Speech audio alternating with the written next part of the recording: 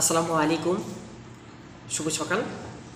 আজকে অনেক সকাল বলতে এখন বাজে অনেক, তো এই সময়তে আজকে বাসায় যাওয়া হয়নি। তারপরে বাসার থেকে নাস্তা দিয়ে দিয়েছে। তো আজকে কিছু কথা আমি আপনাদেরকে বলবো, আর একটা বিষয় নিয়ে শেয়ার করবো আমি আপনাদেরকে। যে দেখেন, সকালের নাস্তা আজকে মায়ের হাতের, এটা হচ্ছে পরোটা। এখানে একটা, দুইটা এবং 3 পিস।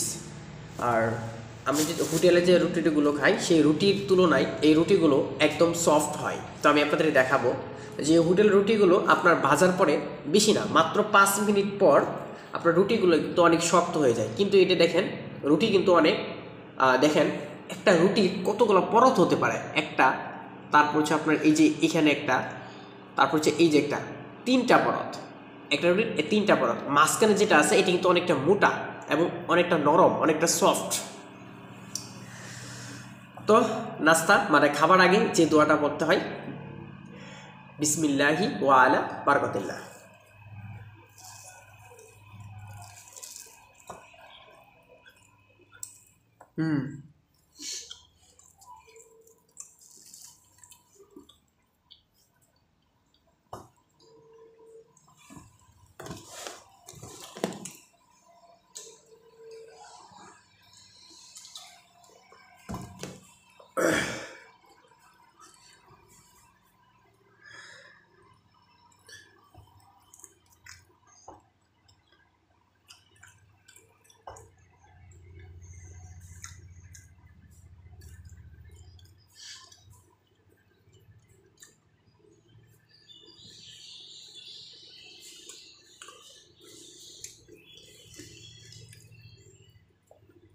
আমি, আমাকে রুটি 3টাই দেয়, কিন্তু আমি 3টা খেতে পারি না, সর্বোচ্চ 2টা খেতে পারি আমি।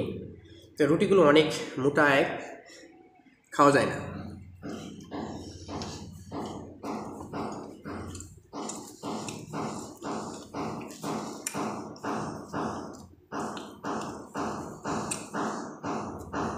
এই রুটি আপনি যে কিছু দিয়ে খেতে পারবেন। এই রুটিটা আপনার বুঝতে তরকারি দিয়ে খেলে আরও বেশি মজা হয়, সবজি দিয়ে খেতে পারেন।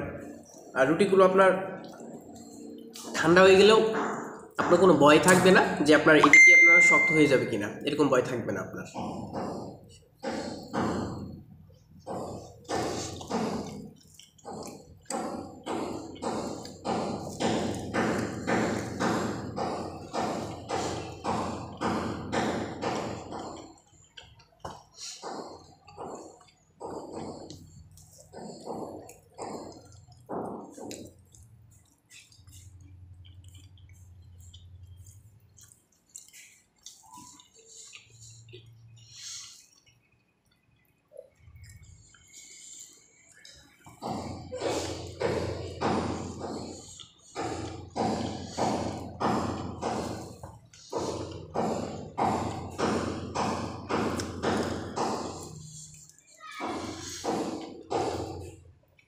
বাসার নিচে কাজ করছে, তো তার জন্য অনেক নয়েজ আসছে উপরে।